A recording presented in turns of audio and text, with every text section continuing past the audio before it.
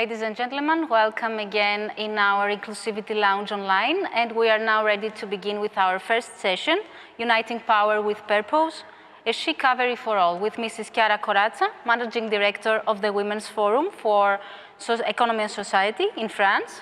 Mrs. Corazza, welcome. Thank you. It's an honor to have you here. Good morning, good afternoon, good evening, whenever you are. I'm really delighted to be there here in Athens, and I'm really delighted that we can share such important topics in this momentum because, I mean, we are talking about a She-Covery where the world needs women, voices, vision, and added value. What is a She-Covery and what is a C-session? Because we've been hearing those words over the last few months, but what do they actually mean for you? It means what we want in life. Do we want to move forward or do we want to step back? This is the She-Covery. Where we want to go? Which kind of world are we wanting to create? Do we want to do the same error and mistakes they did before? We saw during this incredible triple crisis, social, economic, health, where women.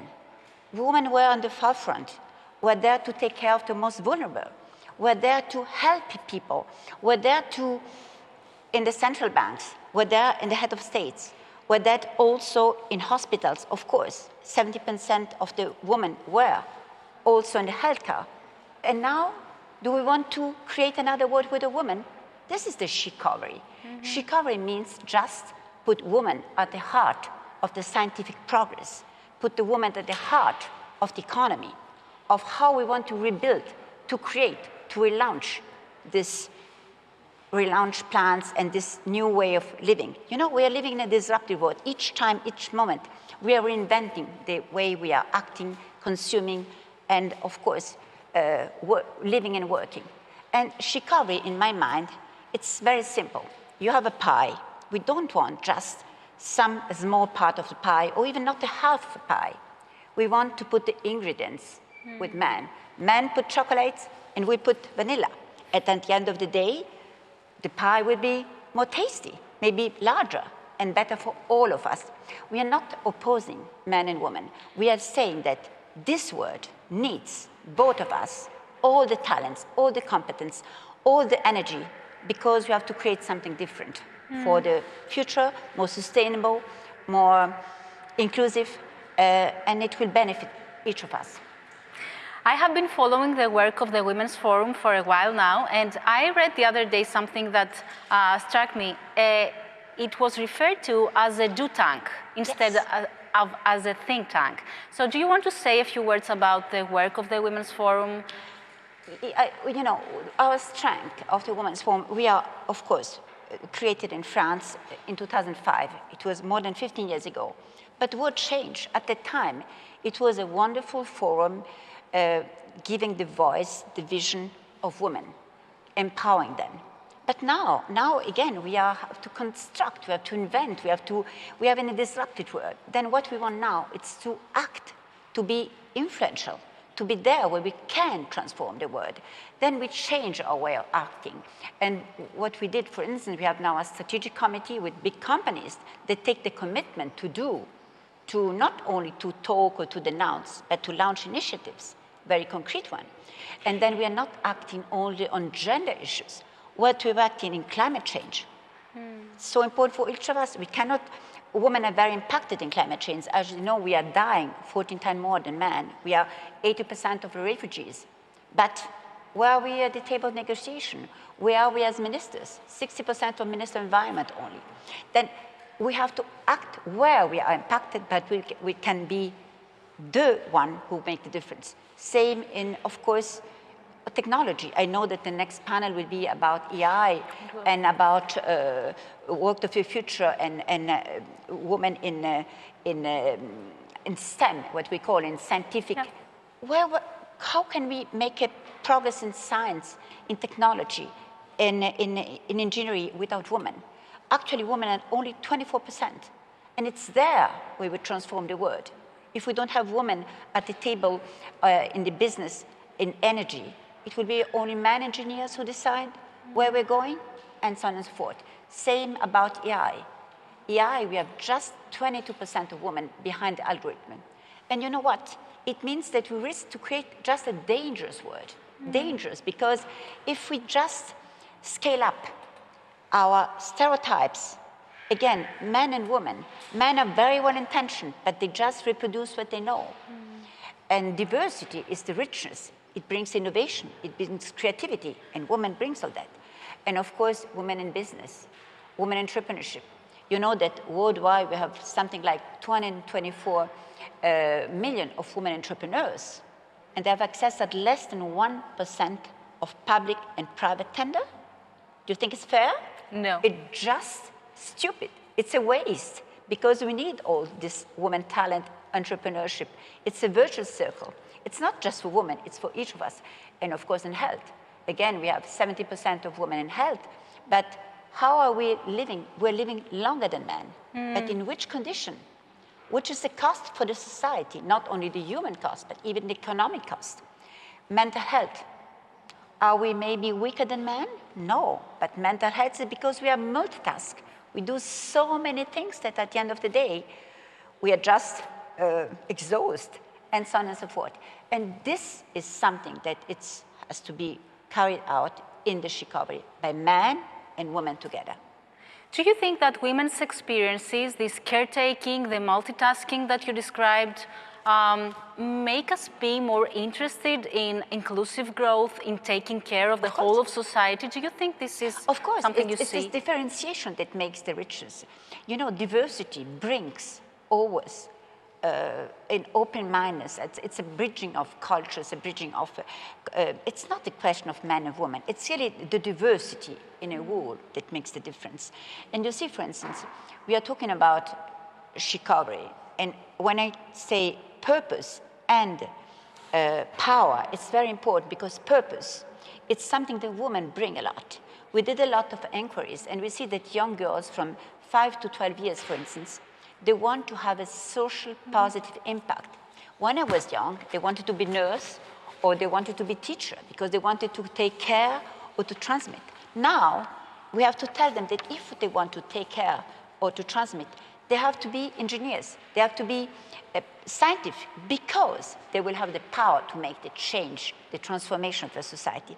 Then yes, I'm convinced that we can bring a very strong added value to the change that are undergoing in the society, in the scientific research, in the economy. And putting women at the heart, again, it's not in a position with men. It's just bringing something different and something strong that we all need. Can I share a short story? Of course. 4 years ago, I was here in the Delphi Economic Forum, the live one in Delphi, with my small baby who was 6 months old. I had her in my baby carrier, and there was a session that I really wanted to attend, which was called Inclusive Growth. So I get into the session in the middle of the conversation, and I sit next to a guy I knew, and I ask him, have they spoken about gender equality at all? And he turns to me and says, why speak about gender? This is a panel about inclusive leadership, inclusive growth. You cannot imagine inclusive growth without. And you know, that's why it's so important. You know what we do a lot at the Women's Forum? We're really acting to convince, not to denounce the situation. We know the situation. The situation, we can make it short. You have more than 52% of women active in the labor force, and they represent only 34% of the GDP. Then you see, I mean, this is, and you know the numbers. I mean, we have example, but just denounce the number has no use. What we have to do is to convince those who have the power. That's why at the Women's Forum we're very active to deal with the great stakeholders, both public and private, because there is a collective responsibility. You cannot just leave to the government all the responsibility or only to the private sector. Then it's the combination of both that goes. And what we do on the G7 and G20, for instance, 2 years ago, when it was under the French presidency, and it was all about reducing injustices. And you tell me, why reducing injustice, why women? But because you cannot reduce injustices without saying that women should be there where they can from 5 years old until the end. And just today, by the way, we are voting in the French Parliament a law that it's a bit a consequence of what we did in the last G7. You know that we are celebrating in many countries, France, Italy, and many other countries, the 10 years of the law to promote women in governments, in the boards. Yeah. And you like it or you dislike it, but it worked. In France, in 10 years, we went from 11% to 46%. 46%, we are champion worldwide in women in boards. But now, we have to go at the level of where the decisions are taken. That means in the executive committees, in the governance, and this is the law who's being debated today. Yes, and this is very important what you say. We now have with us Mrs. Cecilia Ronan, who is the CEO of the Citi Country Office in Citibank Europe. Mrs. Ronan, welcome. It's great to have you with us. Thank you. Just as we were talking about inclusive growth and the role of businesses and the executive spaces in gender equality, do you want to talk a little bit about the responsibility and the impact that businesses can have in the issues that we are talking about, gender equality, inclusive growth, and She-Covery for all? Sure, actually, I was very interested to hear what Chiara was saying. Because actually during COVID, women have been disproportionately impacted, I think, by what's happened through the pandemic, right? The burden of responsibility, something we mentioned caretaking earlier, but also the brunt of layoffs. So there's some statistics that are on at the moment that potentially COVID will have an impact of about 44 million redundancies or job losses globally, of which it's likely that women will be about 33 million of that, right? So what we're ending up doing is there's a generation of economic and workplace gain that we potentially will end up wiping out. So everything that we've been working towards over the last 20, 30, 40 years could potentially be wiped out, and the impact to GDP and women as participants in the labor force is very significant. So exactly what Chiara was saying there in respect to the role of the public sector in the first instance, I think there needs to be a look by governments around, how do you look at public policy in relation to childcare options, financial support if you're looking to take leave, and indeed actually the value of education, and that education leading to employment and to earnings for women. And I think in the private sector, we absolutely have a role, and we have a role to play probably in 3 different areas. One, as employers, we really need to harness the flexibility that the pandemic has potentially given us. We need to look at things, and we're doing this in Citi around sabbaticals and paid parental leave. It's acknowledging that the woman, as I said in the beginning, is the caregiver. But also, we need to be held accountable for this. So I have a scorecard whereby I must have at least 30% of women in my senior executive leadership team. And in fact, Emilius, who is the franchise leader in Greece, he has 77% of women in his leadership team, which is phenomenal. He's someone to aspire to. So we have to have measurements, and we have to be held accountable to them. I think the other things that firms can do is around supply chain. We need to look at our suppliers and our vendors, and we need to understand, do we have diversity there? Do we have an appropriate, I suppose, accountability among those who provide us with services to ensure that they have diverse and inclusive policies? And then finally, I would say as a bank, we've got an investment arm. We really need to be looking at how do we responsibly invest, right, with the startups, with the business activity that we're doing. And things like an investment impact fund is absolutely key. And we've got one at the moment, actually, where we're looking at women who own and lead firms, and how do we actually ensure that we're having the appropriate investment in those firms, including, by the way, minority entrepreneurs as well. So it's broader than women, because it has that further inclusive and diverse nature. So I do think there's a combination, absolutely agree, between public and private, or we will be back where we were 50 years ago. And that is a concern. This is great what you say, and I love the argument about the supply chain. So we have the public sector and we have the private sector.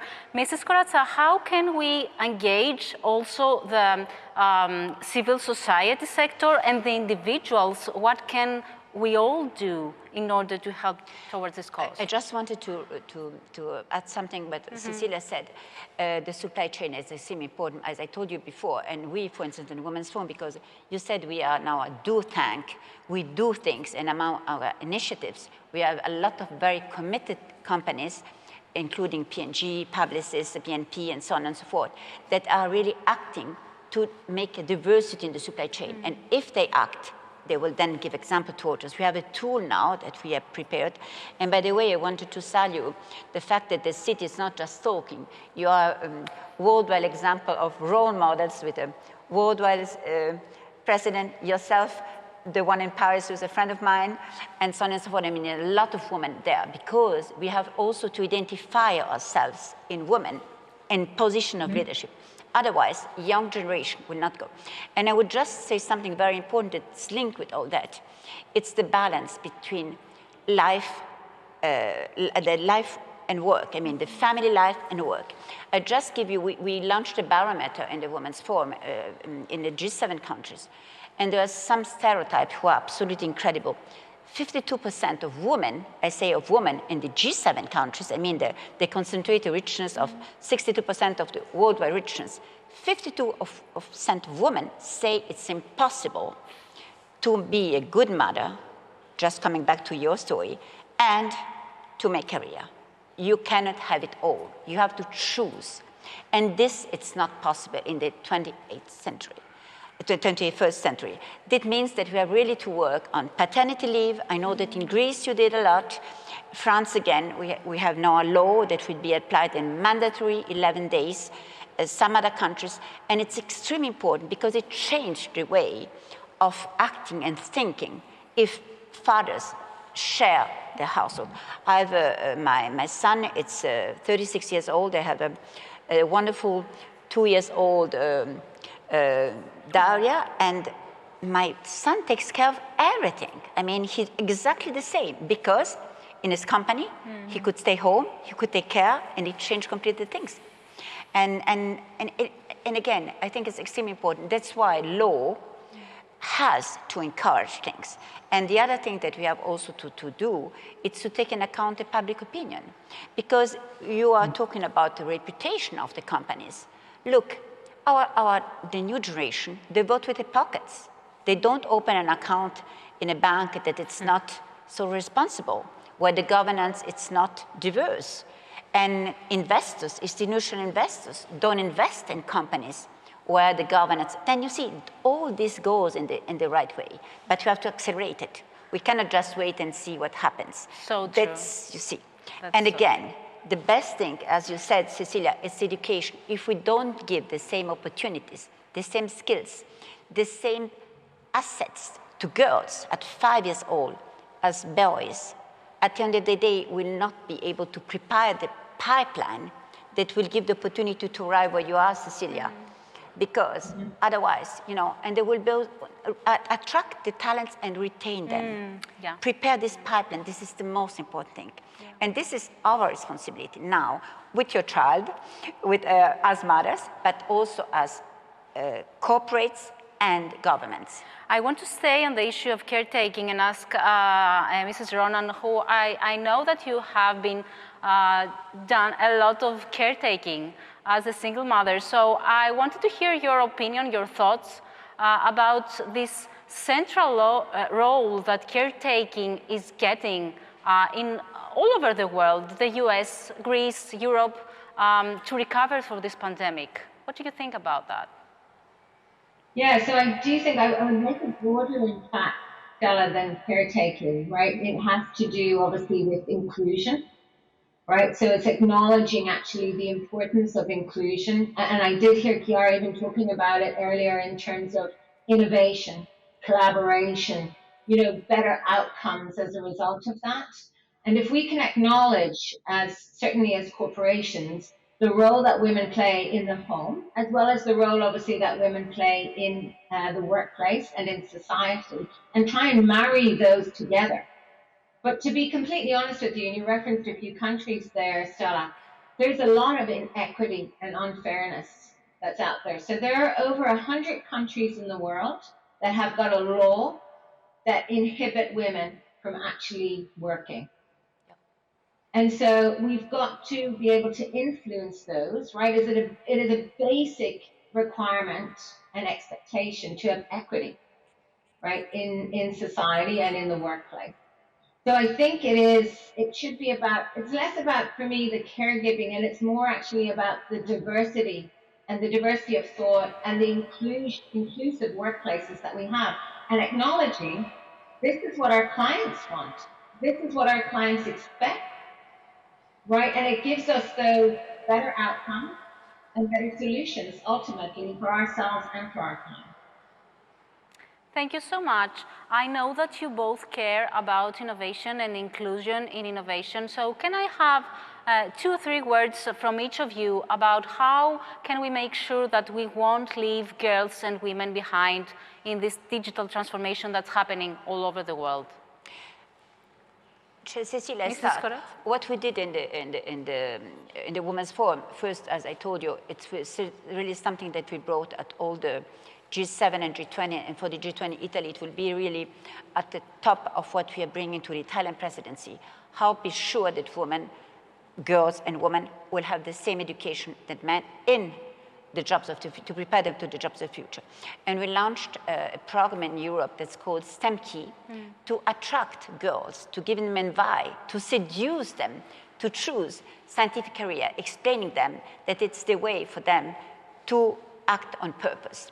And the second thing that we do, we want to make sure that you can have the same level of, how can I say, choice when you arrive at the university, that you're not, that the juries are equal, that the teachers are equal, that you are encouraged to go.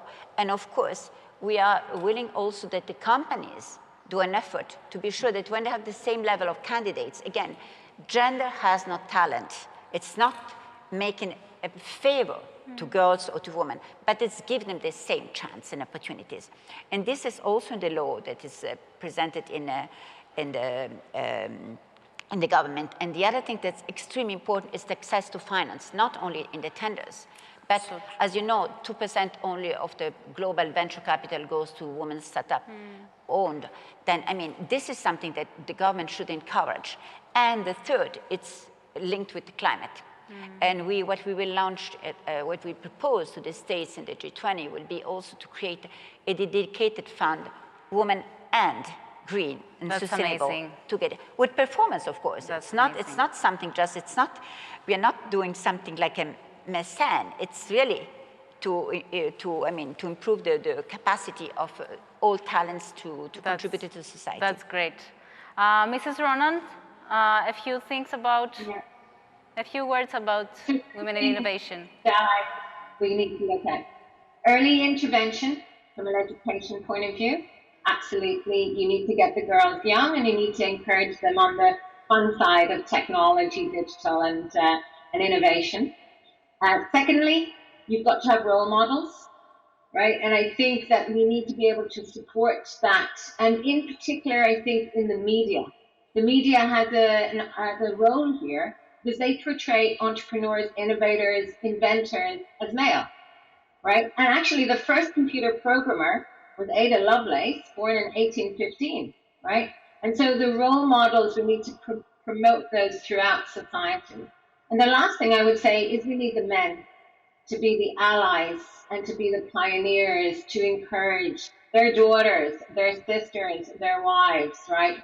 To either retrain, because I think this is really important, retrain in the space, or indeed go in early. So I think there are a couple of things certainly that can be looked at from a societal point of view, and I absolutely believe that business has a role to play. Thank you so much. Thank you both for your wonderful ideas. I think they will greatly feed into our next panels about female entrepreneurship and algorithmic bias. So thank you so much for being here with us today. I'm looking forward to following more of your work for a more inclusive future. Good evening. Thank you. And don't forget that Greece has been a country of role models. We had all the gardeners, Athena, Era, that, I mean, when I was young, that was inspiring us. So true. Thank you so much. Thank you. Thank you.